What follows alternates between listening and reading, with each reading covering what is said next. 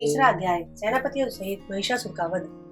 महिषी मेधा ने कहा, महिषासुर की सेना नष्ट होती देखकर उस सेना का सेनापति चिक्षुर क्रोध में भरकर देवी के साथ युद्ध करने के लिए आगे बढ़ा। वह देवी पर इस प्रकार बाणों की वर्षा करने लगा मानो सुमेरु पर्वत पानी की धार बरसा रहा हो। इस प्रकार देवी ने अपने बाणों से उसके बाणों को काट डाला और उसके घोड़ों व सारथी को मार दिया।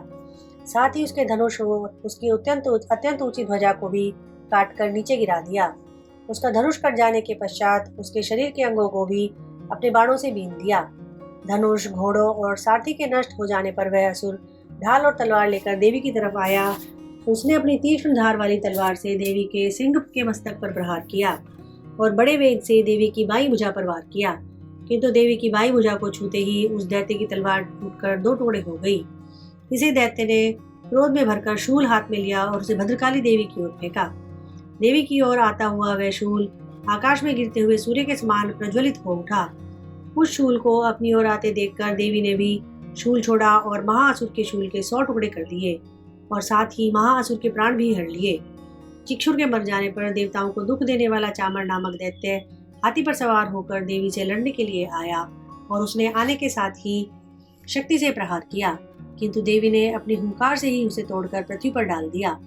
शक्ति को टूटा हुआ देखकर दैत्य ने क्रोध से लाल होकर शूल को चलाया, किंतु देवी ने उसको भी काट दिया। इतने में देवी का सिंह उछलकर हाथी के मस्तक पर सवार हो गया और दैत्य के साथ बहुत ही तीव्र युद्ध करने लगा। फिर वह दोनों लड़ते हुए हाथी पर से पृथ्वी पर आ गिरे और दोनों बड़े क्रोध से लड़ने लगे। फिर सिंह बड़े जोर से आकाश की ओर उछला और जब पृथ्वी की ओर आया तो अपने पंजे से चामर का सिर धड़ से अलग कर दिया। क्रोध में भरी हुई देवी ने शिला और वृक्ष आदि की चोटों से उदग्र को भी मार डाला। कराल को दांतों, मुक्कों और थप्पड़ों से चूर्ण कर डाला। क्रुद्ध हुई देवी ने गदा के प्रहार से उद्धत नामक दैत्य को मार डाला। भिंदीपाल से वाष्पकल को, बाणों से ताम्र और अंधक को मौत के घाट उतार दिया। तीनों नेत्रों वाली परमेश्वरी ने त्रिशूल से उग्रास्य, उग्रवीर्य और महाहनु नामक राक्षसों को मार गिराया। उसने अपनी तलवार से विडाल नामक दैत्य का सिर काट डाला और अपने बाणों से दुर्धर और दुर्मुख राक्षसों को यमलोक पहुंचा दिया। इस प्रकार जब महिषासुर ने देखा कि देवी ने मेरी सेना को नष्ट कर दिया है तो वह भैंसे का रूप धारण करके देवी के गणों को दुख देने लगा।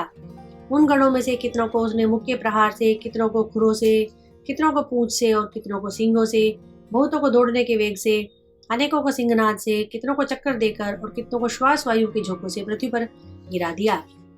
वह दैत्य इस प्रकार गणों की सेना को गिरा देवी के सिंह को मारने के लिए दौड़ा। इस पर देवी को बड़ा क्रोध आया।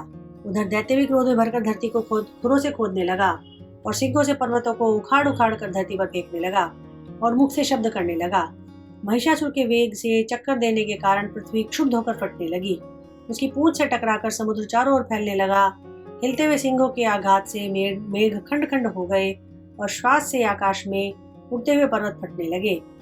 इस तरह क्रोध में भरे हुए राक्षसों को देखकर चंडिका को भी क्रोध आ गया और वह उसके मारने के लिए क्रोध में भर गई। देवी ने पाश फेंक कर दैत्य को बांध लिया और उसने बन जाने पर दैत्य का रूप त्याग दिया और सिंह का रूप बना लिया। जो ही देवी उसका सिर काटने के लिए तैयार हुई उसने तुरंत पुरुष का रूप बना लिया जो कि हाथ में तलवार लिए हुए था। देवी ने तुरंत ही अपने बाणों के साथ उस पुरुष को उसकी तलवार ढाल सहित बीन डाला।